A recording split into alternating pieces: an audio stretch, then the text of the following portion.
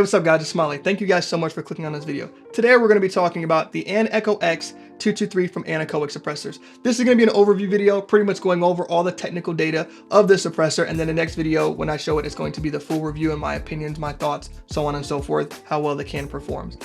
So the Anecho X, or Anechoic Anecho X223, it's a mouthful, is a fully titanium suppressor. It is user serviceable, and it uses stainless steel blast chamber and blast baffles. So let's kind of dive into that real quick. So it's a titanium suppressor. Titanium is a very good quality suppressor. It's very light. That's kind of one of the key features of using titanium, that it's light. They're using grade 5 STA 1000 titanium. What does that mean? It's the highest alloy and strongest titanium when heat treated. So you're getting a premium product here. They're taking the time to give you guys a solid product, putting the effort in to make sure that this is built very, very well for you guys.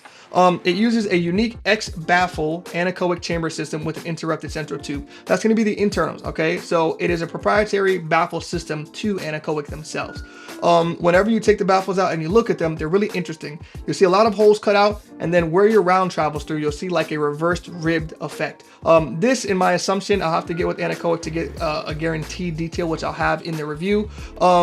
Allows the gas to flow through a little bit better, giving some really good sound and pitch to the can itself. So that's a really nice feature they have there. This is a low back pressure can. What does that mean? So if you guys ever shot suppressed, or you're wondering when you shoot suppressed what happens, when you're not using a low back pressure can, the gas from the gun is coming back at your face. So as you're shooting, it's getting in your eyes. You can kind of taste it a little bit. It's not fun. With this can here, it is designed to put more of the gas forward. So as you guys can see on this muzzle device here, or on the cap, it has a lot of different holes, and that's going to give it a little bit, it's going to make it easier for the gas to flow forward. On my 12.5, when you guys see me running videos, you'll notice the gas is pushing out forward a lot, and that's what it's designed to do. This is full auto rated to 50 rounds, 5.56. That is good. I like that they put a number on it, because a lot of people don't tell you what it's rated to. They just say it's full auto rated, but they don't put a number on it. The thing about devices and anything mechanical is it has a life. It has a life, right? If you put this on a fully automatic machine gun with 1,000 rounds of ammunition, you're going to melt it. So you're not going to understand the limitations of it. Anechoic is telling you the limitations are 50 rounds at a time on this, right? They give you guys a max heat. They don't want you guys to make it over 800 degrees Fahrenheit. When you start entering that heat area, you're going to start damaging the can, which you guys don't want. These are expensive tools. They're expensive assets that we want to make sure that we can sustain the life of them as much as possible. So if you're shooting 50 rounds, full auto, keep it there. When you guys are shooting rapid fire, try and keep it at a succession rate of 15 rounds, right? 15 rounds, take a break, let it cool down, because that's going to allow the can to live a lot longer. This can is really nice. I got it in the raw titanium. There's a couple of things that I want to talk about that I'm going to leave for the review, but as far as the overview goes, that's all you guys need to know. Those are kind of the specific details, right? So the baffle chamber is proprietary. It's titanium. It's 9 ounces without the chemo. It's 13 with it, so it's really, really light. I'm running it on a longer gun, so going into what I plan to do, I plan to run it on a 10.3, a 12.5, and a 14.5. Typically, when you're running it on shorter rifles like the 10.3, you're going to notice that it's supposed to be a little bit louder. I can tell you right now, it does really, really well on the 10.3, but again, I'm going to wait till the 500 or even 600 round mark so you guys can get a better idea of how the sound is. Running it on the 14.5 is phenomenal. The pitch of this can is great. But again, I'm not going to dive too much into it. Just for right now, the can is running well. It is as expected. I wanted to get it in the raw titanium because I like that color change.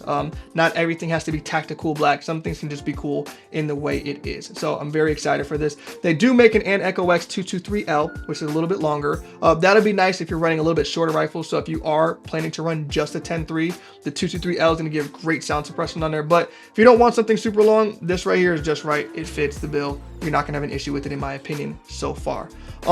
Again, running it on a 14.5, 12.5, 10.3. After that, we're going to do a full review when we get to 500 or 600 rounds, and then we're going to do a 1,000 round review, like, hey, this is how it's gotten so far. They want you to clean it every 1,000 rounds. That's kind of the other side of it being user friendly. You can crank the end cap off, drop all the baffles, clean it, sustaining the life of the suppressor, which is what you guys want.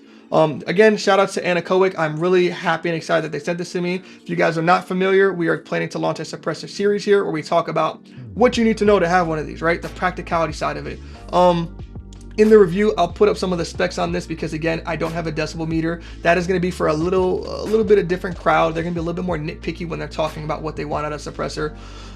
This suppressor does the job for me. I've been running it on my 12.5, my 14.5, my 10.3, and it sounds great. It'll probably live on my 12.5 because that's my favorite barrel length of rifle. But as far as sound suppression goes, it does a very good job at that. It's very durable so far. It holds up to what it needs to, and the price on it is not a killer price. So be looking for that. But that's all I have on the Anecho. Make sure you guys are looking out for it. Until the actual review, what questions do you guys have? What would you like to know? It is hub compatible if I did not mention that already. But go ahead, drop those comments below. Again, make sure you guys are following. Make sure you like, make sure you subscribe. If you guys ever have any questions, you guys know where to find me. Instagram, Parallel Defense, YouTube, Parallel Defense. Drop them below. We can have a conversation, and that's it. But thank you guys for watching. Let me know what you guys have in the future. Y'all have a good one.